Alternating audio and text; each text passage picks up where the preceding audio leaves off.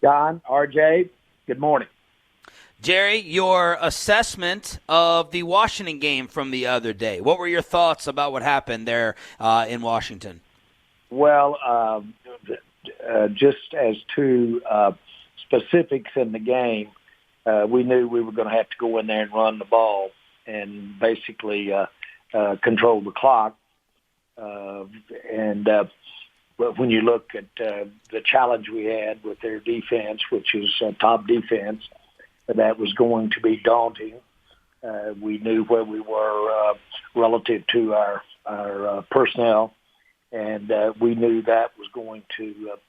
We thought that would be the difference in the way that we thought we were going to go to Washington weeks earlier with in better shape in our offensive line, and frankly in better shape in executing, no matter who we're playing. But we thought we needed to go in there and control the clock and run the ball. We didn't do that. We knew we had to stop the run on their offense side of the ball, and of course we didn't do that. And when you miss the mark like that and don't make it up, and special teams play, I kind of get the turnover battle. We real close. We had the one kickoff return, and then we had hand on the ball on a blocked kick there right at that could have given us a score right before the half.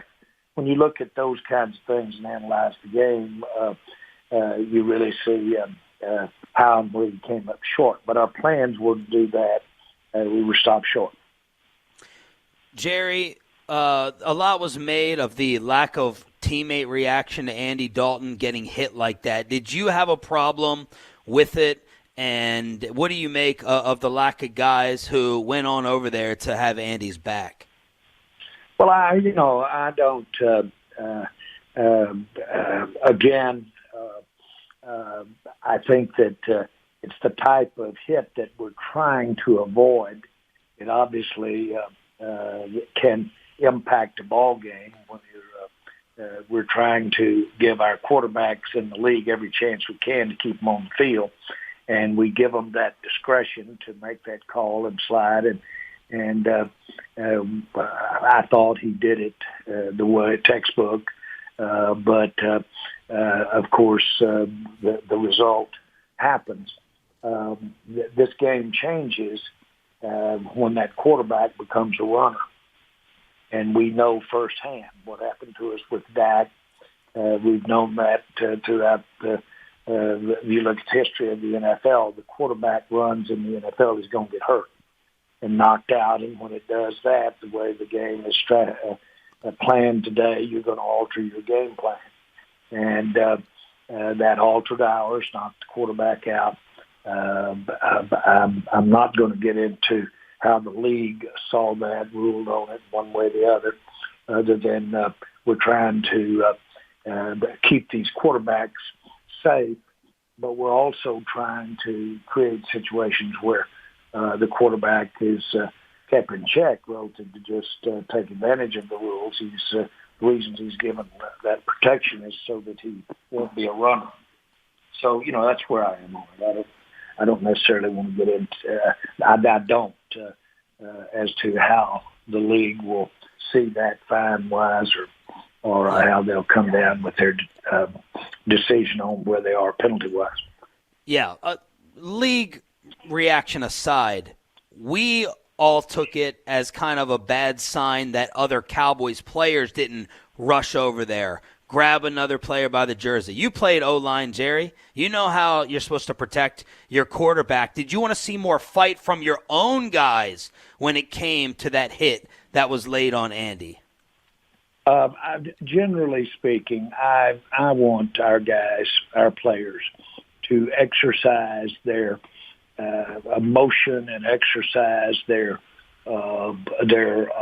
effort when they are aware. A lot of times that you aren't aware of what happened on a particular play.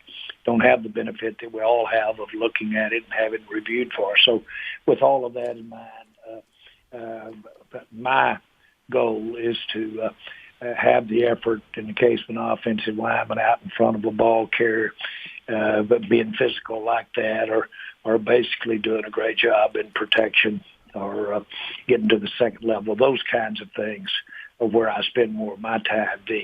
The involvement in relative to the emotion. One of the greatest emotions that I can ever remember was when Darrell Owens stepped out and demonstrated on the Star. Here came a player and made his demonstration on the Star of the flag, but all of that was a little bit far away from the football, but it served a purpose.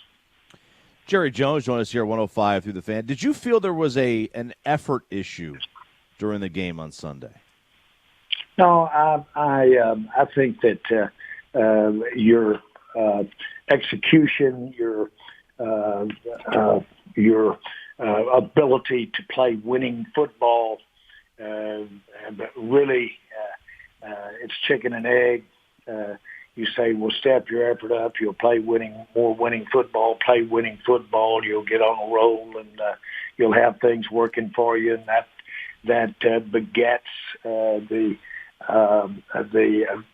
perception of dominance.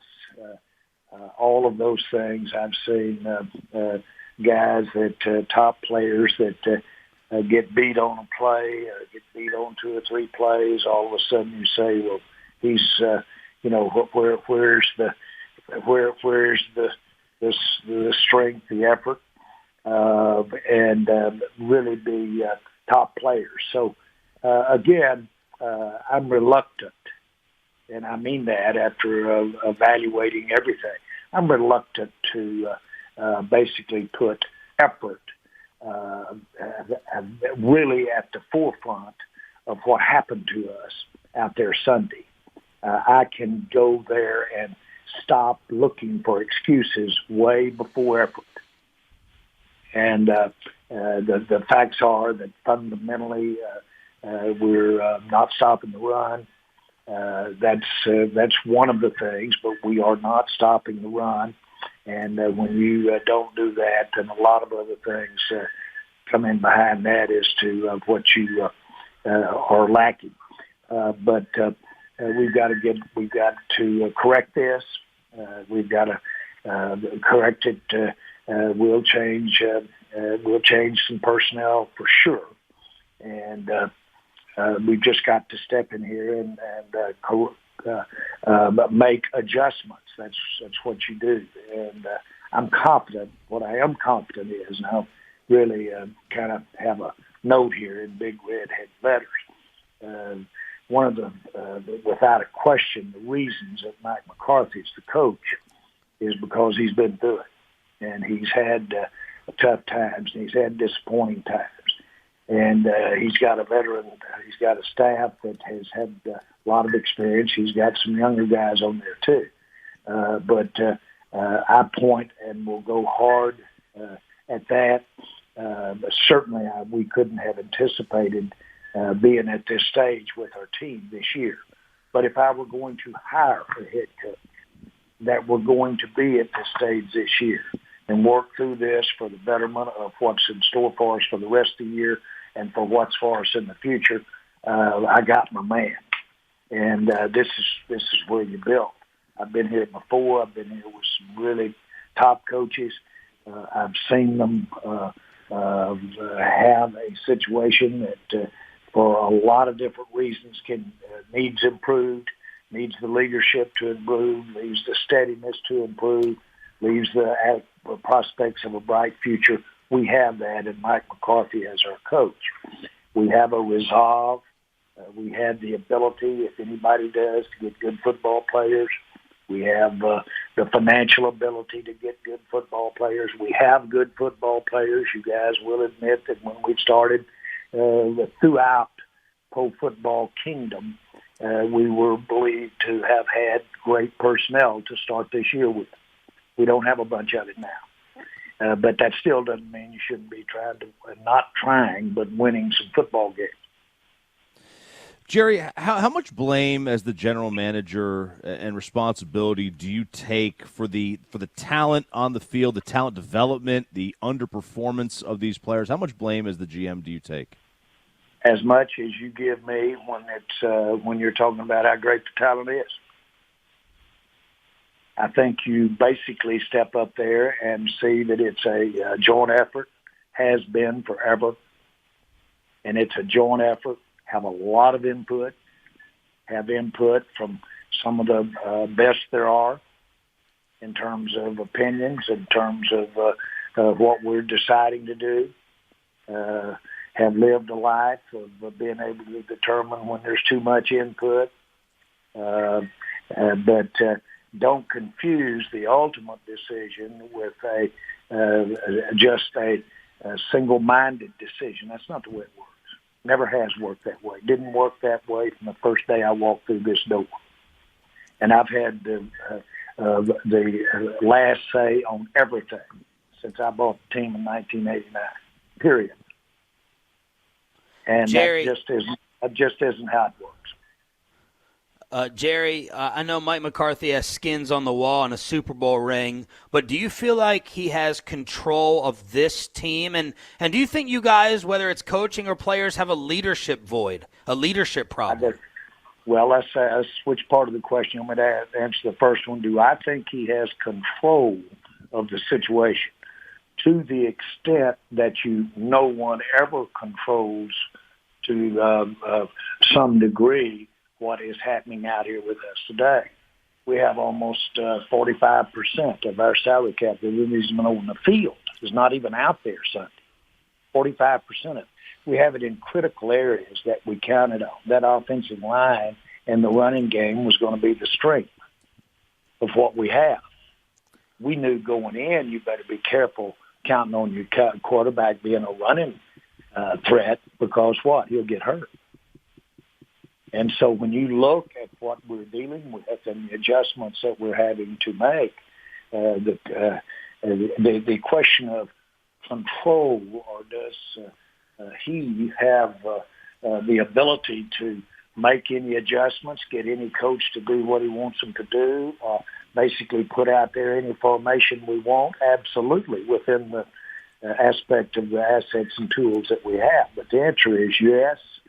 That was one of the things that we wanted here when we made a change in our coaching after Jason Garrett, is we wanted someone, by the way, you wanted someone that in case the you-know-what hit the fan, that had the credibility and had the doability to do what?